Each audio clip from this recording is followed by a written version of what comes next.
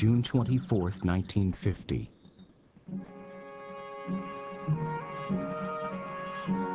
All seems quiet in Korea, an Asian peninsula known as the land of the morning calm.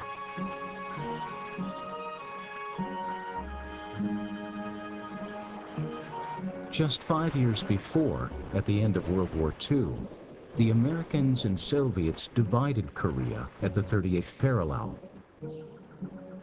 And yet, despite saber rattling, border clashes, and bellicose threats, on this day, there is peace.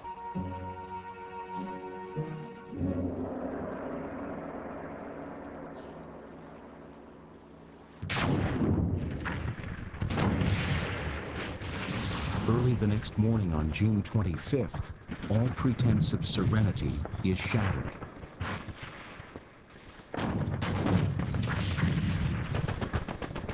North Korean Communist forces begin an intense barrage of artillery and mortar fire, the message of which is unmistakable.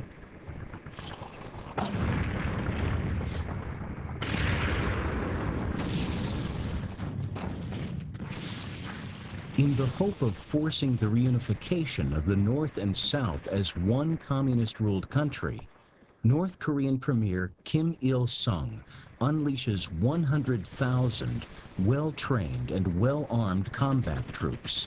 They swarm into the South, meeting little resistance from a brave but ill-prepared South Korean army. Within 3 days, South Korea's capital, Seoul, falls. Refugees flee further south, the North soldiers in hot pursuit. News of the invasion crosses the Sea of Japan to the Tokyo headquarters of General Douglas MacArthur, Supreme Commander of the Allied powers. An emergency session of the United Nations Security Council is called. Korea is the first real test of the world body, just 5 years old. The Security Council passes a unanimous resolution urging members to render such assistance to the Republic of Korea as may be necessary to repel armed attack. In Washington, President Harry S. Truman fears the North Korean invasion is just the beginning of a communist master plan to conquer the free world. Truman is convinced the Korea attack is nothing more than a trick.